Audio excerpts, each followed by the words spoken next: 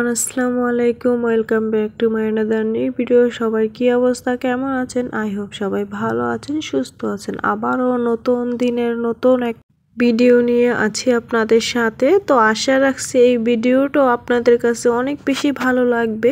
তো এর মধ্যে যারাই আমার ভিডিওর সাথে আছেন, প্লিজ আমার ভিডিওটা ফুল ওয়াচ টাইম করবেন।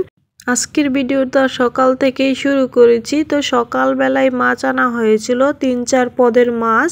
খালা মাছগুলি কাটছে আর এদিকে হচ্ছে রান্নার জন্য প্রিপারেশন নিচ্ছি। তো আজকে টাকি মাছ রান্না করব। তো এই টাকি মাছগুলি গ্রাম থেকে আনা হয়েছিল, যেহেতু আমরা গ্রামে গিয়েছিলাম তখনই আনা হয়েছিল।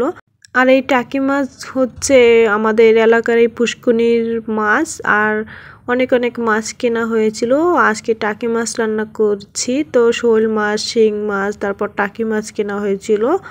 তারপর এখানে রান্নার জন্য সব কিছু রেডি করে নিয়েছি। তো এখানে 2টা মাছ রান্না করব, কারণ টাকি মাছ যেহেতু আমরা সবাই খাই না তাই।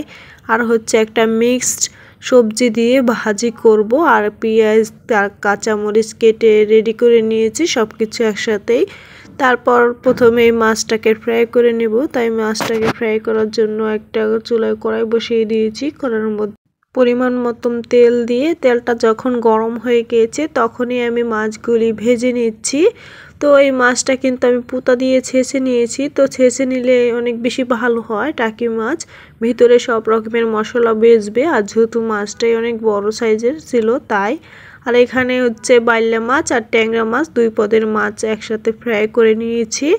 তারপর এখানে চুলায় 2টা কড়াই বসিয়ে দিয়েছি। তো এই কড়াইটার মধ্যে ভাজি করে নিব। তাই ভাজি করার জন্য পরিমাণ মতন তেল, পরিমাণ মতন পেঁয়াজ আর হচ্ছে কাঁচামরিচটা দিয়ে একটু ভেজে নিয়েছি। ভেজে নেওয়ার পর আগে থেকে যে ভাজিটা কেটে রেখেছিলাম তো ওই ভাজিটাই দিয়েছি, সেই সাথে হলুদের গুঁড়ো এবং লবণ স্বাদ মতো। তারপর দেওয়ার পর সুন্দর করে আমি লাড়া দিয়ে দিচ্ছি। আর যারাই আমার সাথে আছেন একটা লাইক দিতে ভুলে গিয়েছেন, প্লিজ একটা লাইক দিয়ে দিবেন। আপনাদের একটা লাইক আমাকে নতুন নতুন ভিডিও বানানোর উৎসাহ জাগায়।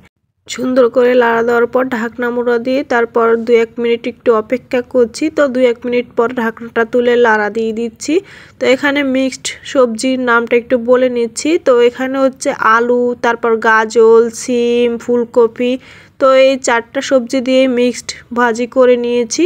তো এভাবে করে আমি ভাজিটা করে নিয়েছি। তো ভাজিটা করার পরে তারপর এখানে মাছ রান্না করে নিব। তো মাছ রান্না করার জন্য পরিমাণ মতন পেঁয়াজ আর তেল দিয়ে তারপর মাছ রান্না করতে যা যা মশলা লাগে সব রকমের মশলা দিয়ে সুন্দর করে তরকারিটাকে আমি রান্না করে নিয়েছি। তো তরকারিটা রান্নার শেষ পর্যায়ে তখনই আমি কিছুটা কাঁচামরিচ আর হচ্ছে ধনিয়া পাতা দিয়ে সুন্দর করে লাড়া দিয়ে তারপর নামায় ফেলেছি।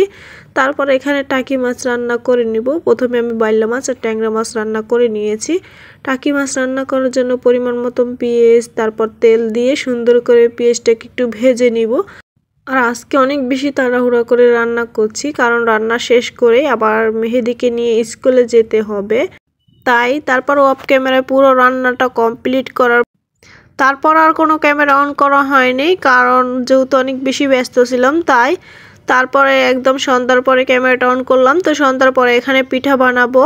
পিঠা বানানোর জন্য মানে খোলা জালি আর হচ্ছে চিটা রুটি পিঠা বানাবো। তো 2টা পিঠা বানাবো, তাই এখানে হাঁসের মাংস রান্না করছি। তো হাঁসের মাংস দিয়ে আজকে পিঠা খাবো। তো প্রথমেই চালটাকে ভিজিয়ে রেখে দিয়েছিলাম, তারপরে এইগুলি ব্লেন্ডার করে নিচ্ছি। তো ব্লেন্ডার মানে একবার করেছি, আবার আর একবার দিয়েছি, আর একবার দিব। তো মোট 3বার এই ব্লেন্ডার করা হয়ে যাবে। আর ওদিকে চুলায় হাঁসের মাংস রান্না হচ্ছে। তো আর এই যে এখানে ব্লেন্ডার করা হয়ে গিয়েছে এর মধ্যে। তো ব্লেন্ডার করার পরেই আমি পরিমাণ মতন যে পরিমাণ চিটা রুটি বানাবো ওই পরিমাণ 2টাকে আলাদা করে রেখেছি। আর প্রথমে আমি চিটা রুটি বানাবো তাই ব্যাটারটাকে রেডি করে নিচ্ছি। আর এখানে হচ্ছে পরিমাণ মতন আমি পানি দিয়েছি আর হচ্ছে স্বাদ মতন লবণ। আর এটার ঘনত্বটা কেমন এটা তো অবশ্যই দেখে বুঝতে পারছেন, এটা কিন্তু একদমই পাতলা হবে, কোনো রকম ঘন করা যাবে না। তাই আমি পরিমাণ মতো পানি দিয়ে আগে একটা বানায় তারপর ট্রাই করে দেখব, যদি পানি লাগে আবারও দিব। আর একবারেই বেশি দেওয়া যাবে না, বেশি দিলে তো আবার হবে না তাই। তো ফার্স্ট টাইম একটা বানায় দেখছি। তো ওই পর্যায়ে মনে হচ্ছে যে আর একটু পানি লাগবো, তাই কিন্তু আবারও একটু পানি দিয়েছিলাম। আর এই পিঠাটা বানাতে একদমই সহজ, আমাদের কাছে একটু ঝামেলা মনে হয় না। অল্প সময়ের মধ্যে অনেকগুলি পিঠা বানিয়ে নিয়েছি। আর এই কড়াইটার মধ্যে কিন্তু অনেক বড় বড় পিঠা হয়, তাই বানাতেও অল্প সময়ের মধ্যেই হয়ে যায়। আর তারপর আমি আবারও একটু পানি দিয়ে আবার বানিয়ে নিচ্ছি। তো এই পর্যায়ে মনে হচ্ছে আর পানি লাগবে না। তো এভাবে করে পিঠাগুলি বানিয়ে নিব। তো দেখতে পাচ্ছেন এর মধ্যে কিন্তু আমি 2-3টা পিঠাও বানিয়ে নিয়েছি। আর পিঠাগুলি খুব বেশি সুন্দর হয়েছে আর একদমই সফট পিঠাগুলি। তো এই যে এভাবে করেই আমি 3টা ভাঁজ দিয়ে নিয়েছি পিঠাটা। আর এর মধ্যে কিন্তু হয়ে গিয়েছে। আবারও একটু তেল ব্রাশ করে দিয়েছি। তো একটা একটা করে পিঠা বানাবো আর একটু একটু করে তেল ব্রাশ করে দিব। এভাবে করে আমি পিঠাগুলি বানিয়ে নিব, সবগুলি পিঠা। আর কত সহজভাবে আমি হাত দিয়ে ছিটিয়ে নিচ্ছি, দেখতে পাচ্ছেন একদমই ঝামেলা মনে হয় না।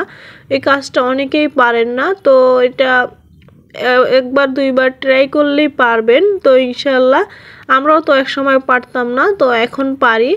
তো এভাবে করে পিঠা বানালে খেতে অনেক মজা লাগে। আর অনেকে অন্যরকমভাবে বানায়, আমার কাছে মনে হয় সেভাবে খেতে তেমন একটা ভালো লাগে না। এভাবেই খেতেই বেশি একটা মজা লাগে পিঠাগুলি। আসল স্বাদটা পাওয়া যায় ছিটা রুটির পিঠা। যারা আমার ভিডিওর সাথে আছেন, আজ প্রথম ভিজিট করেছেন, তাদের কাছে যদি একটু হলো আমার ভিডিও কোনো অংশ ভালো লাগে থাকে, চাইলে আমার চ্যানেলটা সাবস্ক্রাইব করে আমার পাশে থেকে যেতে পারেন। তারপরে অনেকগুলি পিঠা বানিয়ে নিয়েছি, দেখতে পাচ্ছেন মাশাআল্লাহ প্রত্যেকটা পিঠে অনেক বেশি সুন্দর হয়েছে। আর এদিকে হাঁসের মাংসও রান্না কমপ্লিট। তো হাঁসের মাংসটা খেতেও খুব বেশি মজা হয়েছে, দেখে বুঝতে পারছেন অনেক বেশি মজাদার। তারপর হাঁসের মাংসটা রান্নার কমপ্লিট করার পরে এখানে খোলা জালি পিঠা বানাবো, তাই খোলা জালি পিঠা বানানোর জন্য বেটারটাকে রেডি করে নিচ্ছি। তো এখানে আমি 3টা ডিম দিয়েছি, তো মুরগির ডিম, অনেকে হাঁসের ডিমও দিয়ে থাকে। তো মুরগির ডিম দিয়ে আর পরিমাণ মতো একটু পানি দিয়ে তারপর ব্যাটারটাকে রেডি করে নিয়েছি। আর এদিকে খোলাটাকে আগে থেকেই গরম করে নিয়েছি। তারপর এখানে একটা চামিচের সাহায্যে আমি ছড়াই দিয়েছি। আর তারপর দেওয়ার পরে এবার ঢাকনা মোড়া দিয়ে একটু অপেক্ষা করেছি।